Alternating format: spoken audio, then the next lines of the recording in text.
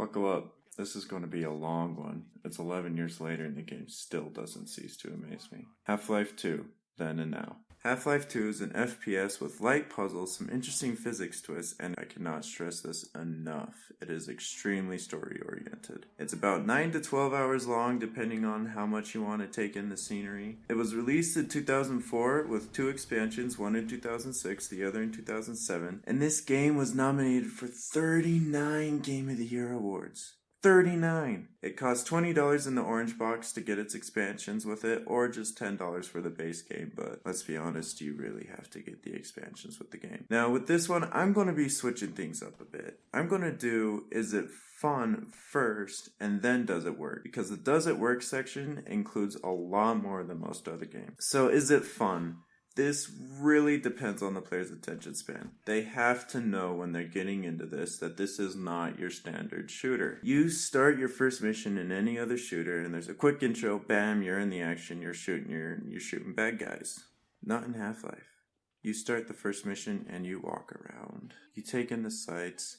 You watch TV a little bit, you see this guy that you've never seen before. It really sets the tone right off from the start that this is not your standard shooter. This is a very story-oriented, world-building game. As such, it can actually sometimes feel like the shooting was a little bit of an afterthought. The shooting is a bit weak in this game, I'll admit that. The guns don't really feel very powerful. It gets very repetitive very fast. But there are a lot of interesting twists when you get the gravity gun, and you can use objects in the environment as cover or just to throw a toilet at an enemy. Now there's also one more negative, but I'll cover that as I'm covering the positives. You'll understand. Now, this game is best played like an E3 showcase. As I said, there's a lot of walking around. This is because the game is a complete journey. You really traverse a world. When you lead a revolution through the city, you lead a revolution through the city from street to street. Through blocks, you literally cover the entire city getting to the point that you need to go to. When a character says, hey Gordon, I'm up the coastline, you have to drive all the way up the coastline, however many miles to get to that character. There is no taking shortcuts in this game. You walk or you drive or you swim wherever you're going. There is one section where you're teleported. That is the only time that you get to take a shortcut. That is also the only time where there is a bit of a time lapse. This game takes place over like a period of a week. Much like the first game. The first game took place about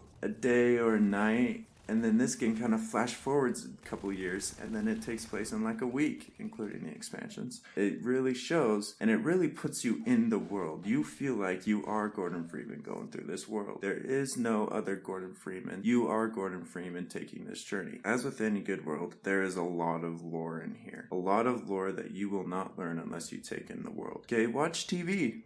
Seriously, watch TV on that first intro mission and you will get a fact that is not stated at all in the game, at least that I heard. Also, looking at posters on the wall or billboards also tells you a bit more about the world. This game is unique as in it takes place that after the aliens have won. After the aliens have invaded Earth and they won in 7 hours. And you wouldn't know that unless you looked at the posters and all the different things in the world. But there is a negative to this, and that is that some of these levels are long. The revolution levels, you are seriously fighting block to block, street to street for hours. It gets repetitive fast. You're driving along the coastline for hours. You're going through combine checkpoints for hours. Levels are long here. It's just that simple. Another good thing about the game is that the game is very self-aware. It's also very satirical of the FPS genre. Characters multiple times make fun of the silent protagonists in FPSs, as well as the puzzles that FPS games usually have you do. There are also a lot of Half-Life 1 throwbacks, but the game isn't necessarily required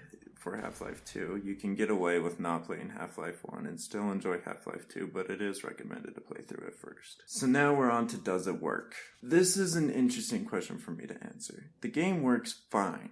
The game is fine all on its own. It's optimized, it supports widescreen resolutions. The graphics, the game looks like it came out in 2010 and it came out in 2003. The graphics are absolutely amazing, just in the vanilla Half-Life. However, I do want to cover 2 graphics mods, and that's why I'm setting this section off on its kind of own little rant. If you're playing through the game the first time, I extremely recommend a playthrough with vanilla settings. However, if you just can't do that, get Half-Life 2 Update. Half-Life 2 Update will add some lighting effects, add a little bit better textures. It doesn't really do much to change the base game though. This is where I want to cover the cinematic mod. I'd recommend the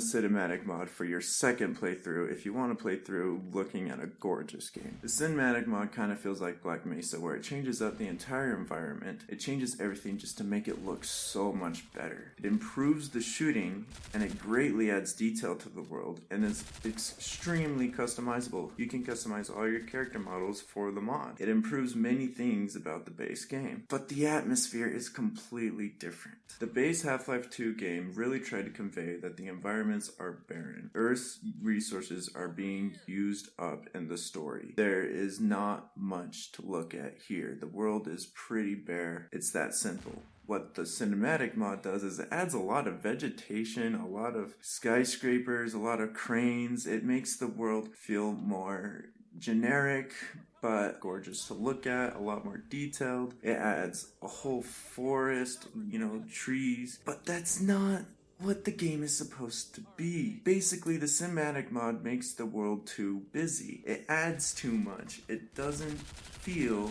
like the original atmosphere. But if this is your second playthrough and you've played through the game recently, like within the last couple of years, you'll enjoy the mod. It really improves a lot of things, and you'll go through a lot of sections going, hey, I remember this from the first base game. It looks a lot better.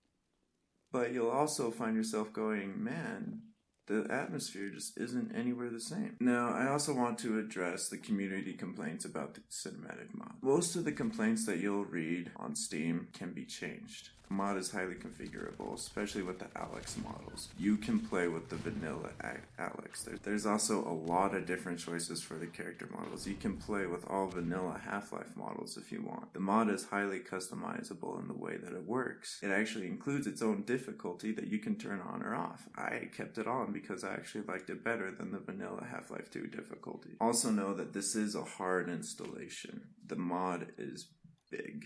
It's a big download. There's also a lot of things that can go wrong in the installation that you'd have to fix later, but it can be worth it to play through this game a second time and just see it completely fully realized and gorgeous. If you're playing through the first time, I say again, play vanilla Half-Life. Play Half-Life 2 Update. Just don't play the cinematic mod through your first run through. Trust me. Now let's talk about expansions. There were 2 expansions released years after the base game, and they are essential. If you don't want to buy them now, play the base game and you'll just immediately buy them afterwards because they completely continue right off of the main story. Half-Life 2 ended with a big bang. I'll say that. And these expansions really extend what happens after the Big Bang. You start off in the consequences of your actions in the base game. But other than that, it actually adds relationship to Gordon and his friends, especially with Alyx. You bond a lot more with Alyx in these expansions than you ever did in the base game. It also really solidifies the relationship between the Vortigaunts and the humans. Before in the base game, you would just kind of see Vortigaunts helping humans out, but they never really communicated.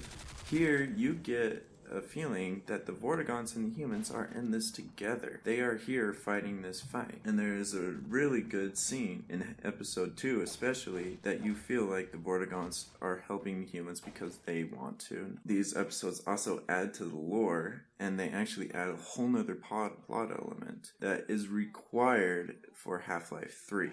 It really sets up Half-Life 3. So Half-Life 2, how is it now? It's still great. It still looks great. It works fine. There are a couple graphics mods you can download, but it really just play the vanilla game. It also is still fun, if a little bit boring and repetitive at times, but really you walk away not remembering those parts. You remember the amazing experience that you just had. And the expansions are definitely required. Go buy the expansions with the base game. There's no playing the base game without the expansion. Now that that's over, have fun waiting for